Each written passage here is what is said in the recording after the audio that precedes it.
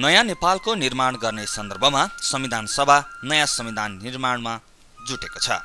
तर राजनीतिक रूपमा सबैभन्दा बढी विवादित विषय सङ्घीय संरचनाको स्वरूप तयार गर्न जातीयता सम्भाव्य आधार हुन सक्छ वा सक्दैन, वा यदि हुन सक्छ भने कुन हदसम्म भन्ने प्रश्नको संविधान सभामा पनि एक मतका साथ उत्तर खोज्ने प्रयास भएको छैन। जातीयताको आधारमा संघीयताको पक्ष विपक्षमा चर्चा चलिरहँदा तर्कपूर्ण खोज तथा छलफल भने हुन सकिरहेको थिएन। प्राज्ञिक क्षेत्र समेत खुलेर छलफलमा आउन नसक्दा राजनीतिक वृत्त समेत अन्यलमा रहेको छ।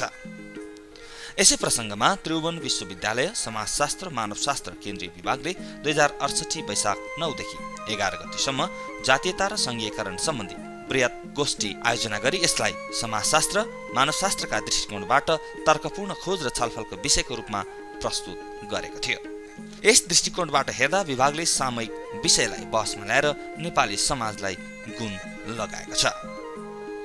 संविधान सभाको सभाध्यक्षले शुभारम्भ गर्नुभएको बृहत गोष्ठीमा समाजशास्त्र मानवशास्त्र केन्द्रीय विभागका प्रमुख प्राध्यापक डाक्टर ओम गुरुङले सबै सहभागीहरूलाई आयोजकको तर्फबाट स्वागत गर्नुभएको थियो। हामीले अहिले देशको एउटा असाध्यै महत्त्वपूर्ण ऐतिहासिक क्षणको अवसरमा सम्पन्न गर्न गइरहेका छौँ र यो सिम्पोसियममा हामीले विशेष गरेर नेपालको संविधान सभामा अत्यन्त विवादित विषयको रूपमा बहस भइरहेको राज्यको पुनर्संरचनामा जातीयता त्यसको चाहिँ आधार हुन सक्छ या सक्दैन, सक्छ भने कुन आधारसम्म कुन हदसम्म सक्छ र सक्दैन भने के आधारमा हुन सक्दैन भन्ने विषयमा समाजशास्त्री मानवशास्त्रीहरूले विश्वजनीन ज्ञानबाट प्राप्त गरेका आफ्ना विचारहरूको आधारमा र नेपालको विशेष सन्दर्भ विशेष यहाँको परिस्थितिमा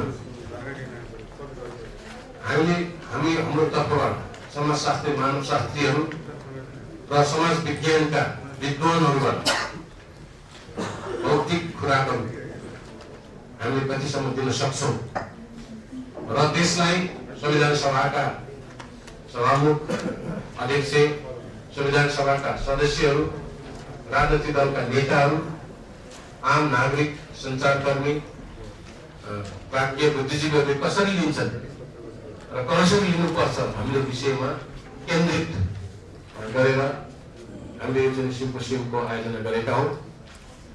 यसको विस्तृत उद्देश्य, यसका अन्तर्वस्तुहरूको बारेमा यसपछि अर्गनाइजिङ कमिटीका अध्यक्ष प्रोफेसर चैतन्य मिश्रबाट यहाँ समक्ष प्रस्तुत गर्नुहुनेछ। त्यसैगरी आयोजकै तर्फबाट डाक्टर मन्जु थापा तुलाधरले पनि सहभागीहरूलाई स्वागत गर्नुभएको थियो।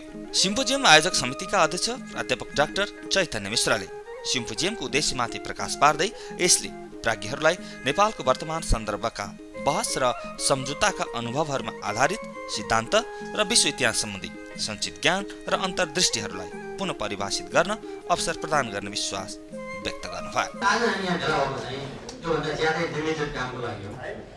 सीमित कामको लागि तर सीमित भन्नुभयो त्यो महत्त्वहीन भने होइन, त्यो अत्यन्तै महत्त्वपूर्ण काम छ र वास्तवमा नेपालको भविष्य कस्तो हुन्छ, नेपालमा एउटा ठाउँको मान्छेको र अर्को ठाउँको मान्छेको सम्बन्ध कस्तो हुन्छ, जातीय सम्बन्ध कस्तो हुन्छ, अरू आर्थिक सम्बन्धहरू कस्तो बन्छ भन्ने कुरालाई एकदमै असर गर्न सक्छ। त्यो राम्रो लागि असर गर्न सक्छ, नराम्रो लागि असर गर्न सक्छ। त्यस कारण एकदमै सङ्गीन महत्त्वको विषयमा हामी छिर्दैछौँ। यो सङ्गीन महत्त्वको भएको हुनाले नै होला यी संविधान सभामा सबभन्दा विवादास्पद विषय यही नै हुनेछ।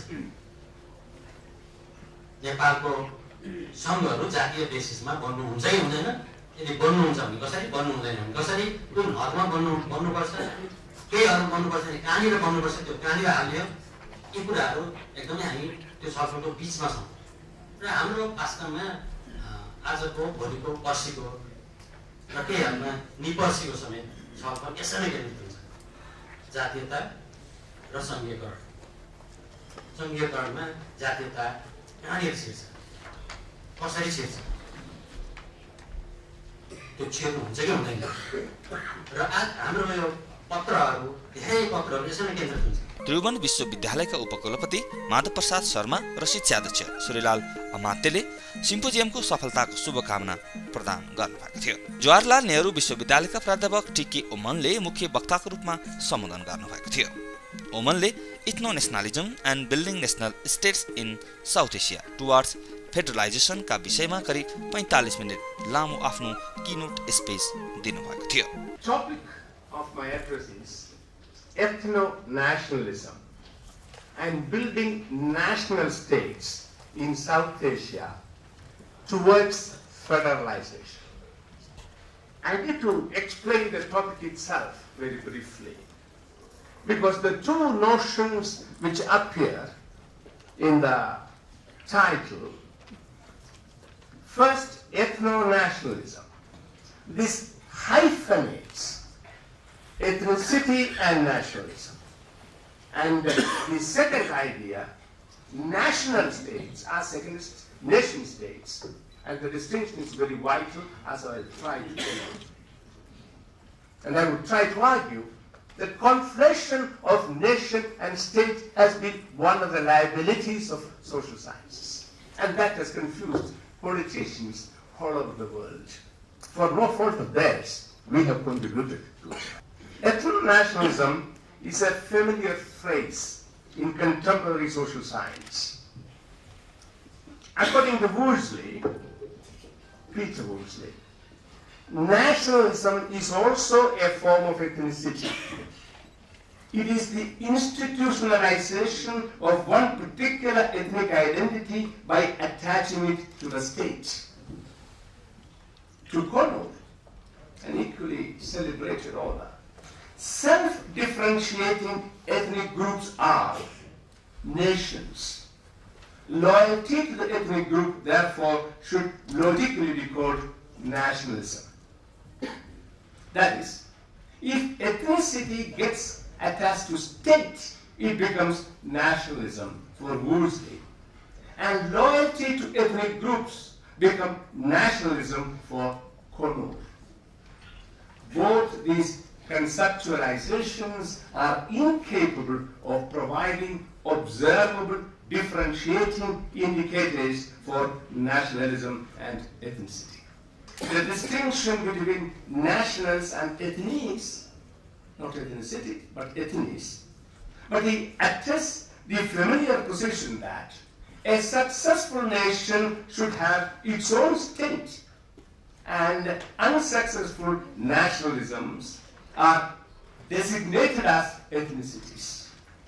Many of the ethnies condemned to such a fate eventually vanish through migration, extermination, or cultural assimilation. It is helpful to distinguish between ethnic group and nation, between ethnicity and nationality. Even it is a distinction of a degree. The nation is the highest form of the ethnic group, denoting a subjective state of mind as regards ancestry, but also almost always an objective claim to forms of territorial autonomy ranging from a regional assembly to full-blown independence. I suspect, and not yet clear, that the organizers of this seminar also implicitly, if not explicitly, attest this position, that ethnicity and nationality are different things, but the difference is one of degree.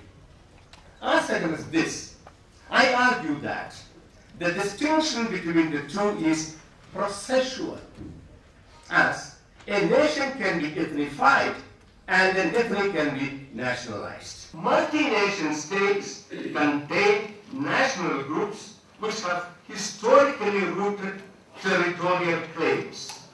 They are nations without states. State meaning sovereign states. Ethnic groups are products of the turbulence of migration. If there has been no migration, an untenable proposition, there could not have been any ethnicity.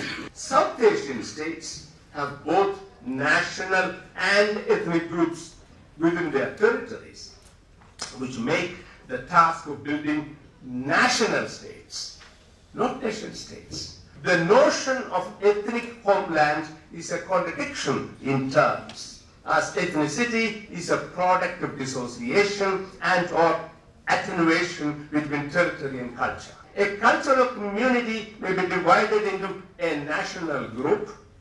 Example, Punjabis in Punjab. I'll use some examples from the subcontinent. And an ethnic group, Punjabis outside Punjab.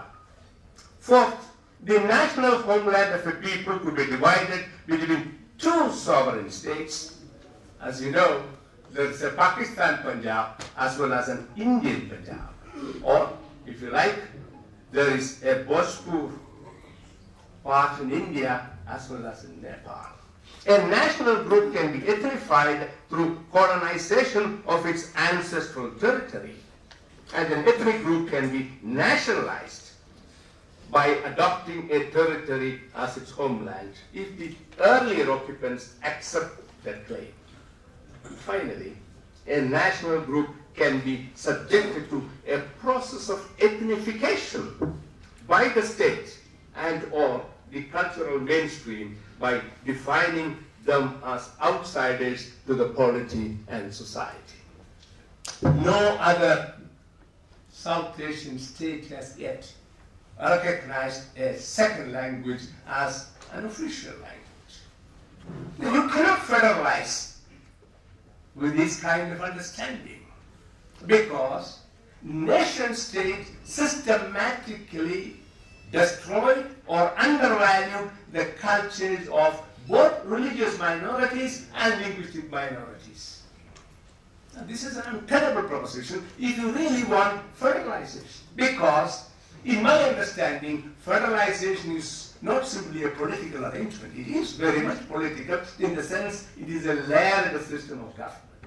The anthropologists and sociologists should insist that federal arrangement is actually recognizing the socio-cultural coalitions that exist in a society.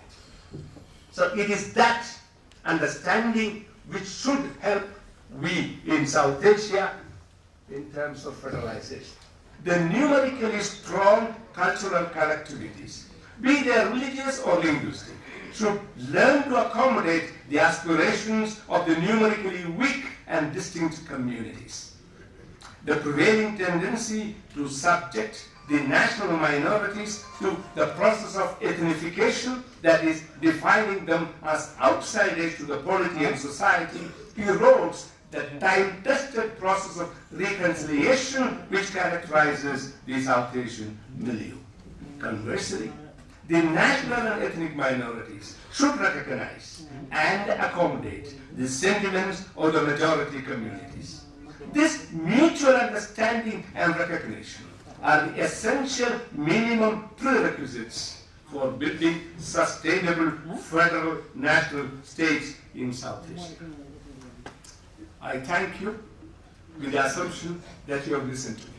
प्रमुख अतिथिको आसनबाट सभामुख सुभाष चन्द्र नेमवाङले जातीयता र सङ्घीकरणका विषयमा निर्णय लिन संविधान सभालाई समेत सिम्पोजियमले सहयोग गर्ने विश्वास व्यक्त गर्नुभयो। र विशेषतः किनोट एड्रेस गर्ने जेएनयूका प्रोफेसर टिके उहाँले भर्खरै आफ्नो महत्त्वपूर्ण भनाइ राख्नु भएको छ। मैले सरसरी हेरे धेरै वरिष्ठ मित्रहरूले आफ्ना अनुभवहरू, आफ्ना क्षेत्रका अनुभवहरू, देशभित्र र बाहिरका अनुभवहरू सबैलाई सँगालेर यो विशिष्ट उपस्थिति समक्ष छलफल गर्दै हुनुहुन्छ। त्यसैले यहाँले जे छलफल गर्नुहुन्छ, जे निष्कर्ष निकाल्नुहुन्छ, त्यसले सफल सङ्घात्मकताको आधार तयार गर्न लागिरहेको संविधान सभालाई धेरै ठुलो यहाँबाट सफल सघाउ पुग्नेछ भन्ने मेरो विश्वास छ।